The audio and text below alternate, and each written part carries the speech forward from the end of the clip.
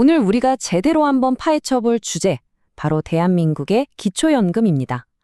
이건 뭐 그냥 검토 중이다 이런 수준의 이야기가 아니고요. 대통령이 직접 빨리 추진하라고 지시한 사실상 확정된 변화에 대한 이야기입니다. 기초연금의 판 자체를 뒤흔들 이번 역대급 개편이 우리 삶에 어떤 영향을 줄지 지금부터 속 시원하게 알려드리겠습니다.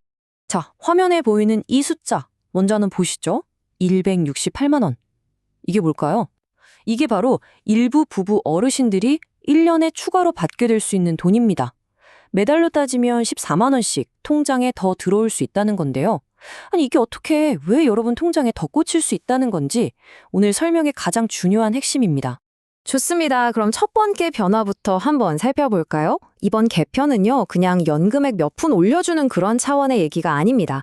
아예 기초연금 제도의 근간을 그 뿌리를 닦고는 두 가지 핵심적인 개혁이 담겨 있거든요. 자, 이걸 본격적으로 이야기하기 전에 우리 한번 스스로에게 물어봐야 할 게 있어요. 지금 우리가 받고 있는 이 기초연금 제도, 과연 모두에게 공평하고 공정하다고 할 수 있을까요?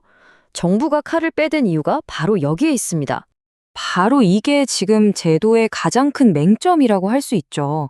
솔직히 좀 불합리하잖아요. 건물에서 월세가 따박따박 나오는 분이나 정말 하루하루 생계를 걱정하는 분이나 소득 하위 70%라는 기준에만 들어가면 거의 똑같은 금액을 받아왔단 말이죠.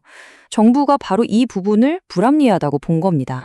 그래서 정부가 이건 아니다 싶어서 내놓는 첫 번째 해법이 바로 이거예요. 앞으로 연금액이 오를 때 그 오르는 만큼이라도 더 공정하게 나누자는 겁니다. 진짜 도움이 필요한 분들께 지원을 확 몰아주는 방식으로 바꾸겠다는 거죠. 이번 개혁 전체를 꿰뚫는 핵심 철학, 바로 하후상박이라는 원칙입니다. 어려운 한자 같지만 뜻은 간단해요. 아래쪽, 그러니까 형편이 어려운 분들께는 더 두텁게 지원하고 위쪽, 그러니까 상대적으로 여유 있는 분들께는 좀 얇게 지원하자는 거죠. 이걸 통해 노인 빈곤 문제를 실질적으로 해결해 보겠다는 겁니다. 자, 표를 보시면 확 와 닿으실 거예요. 지금까지는 연금이 오르면 다 같이 거의 비슷한 금액을 더 받았잖아요. 근데 앞으로는 이게 완전히 달라집니다. 여기서 진짜 중요한 포인트, 기존에 받으시던 금액이 깎이는 건 절대 아니에요. 그건 그대로 보장됩니다. 다만 앞으로 오르는 돈부터는 소득이 적은 어르신들께 더 많이 드리고 상대적으로 여유 있는 분들께는 조금 덜 드리는 방식으로 바뀐다는 뜻입니다. 자, 그리고 두 번째, 아마 많은 분들이 이 소식을 가장 기다리셨을 것 같은데요. 바로 부부 감액 제도를 폐지하는 겁니다. 지금까지는 부부가 함께 연금을 받는다는 이유만으로 연금이 깎이는 불이익을 받았는데 정부가 이걸 결혼 페널티라고 딱 규정하고 없애기로 한 겁니다. 원래대로라면요, 기초연금은 한 분이 최대 약 35만 원을 받으셔야 해요. 이게 딱 기준점입니다. 그런데 두 분이 부부라는 이유 하나만으로 여기서 각각 20%가 깎여 나가는 거예요. 함께 산다는 게 왜 페널티가 되어야 하는지 참 불합리한 감액이죠. 그래서 결국 손에 쥐는 돈은 28만 원으로 뚝 떨어집니다.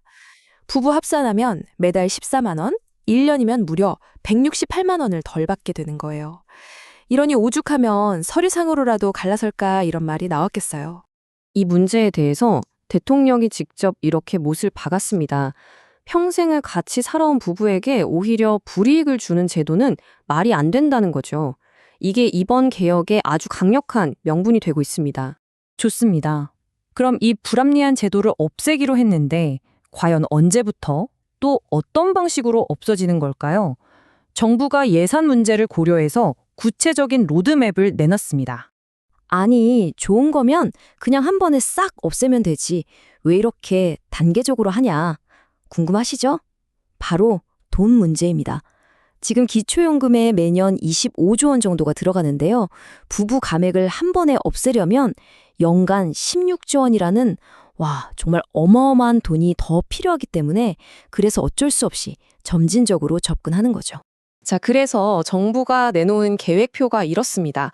지금 20% 깎는 걸 2027년에는 15%로 줄이고요. 그 다음에는 10%로, 그리고 최종적으로는 이 감액 제도 자체를 아예 없애는 걸 목표로 하고 있습니다. 자, 그럼 여기서 우리 모두에게 가장 중요한 질문이 나오죠? 그래서 누가 먼저 혜택을 보는 건데 모든 부부한테 한 번에 적용하기는 어렵다고 하니까요. 정부가 우선순위를 명확하게 정했습니다. 정답은 바로 여기 소득 하위 40%에 해당하는 어르신 부부입니다. 이분들이 부부가맥 폐지의 첫 번째 혜택을 보게 될 겁니다. 가장 도움이 시급한 분들부터 먼저 챙기겠다는 거죠. 그럼 소득 하위 40%가 대체 어느 정도 수준이냐 이게 궁금하실 텐데요.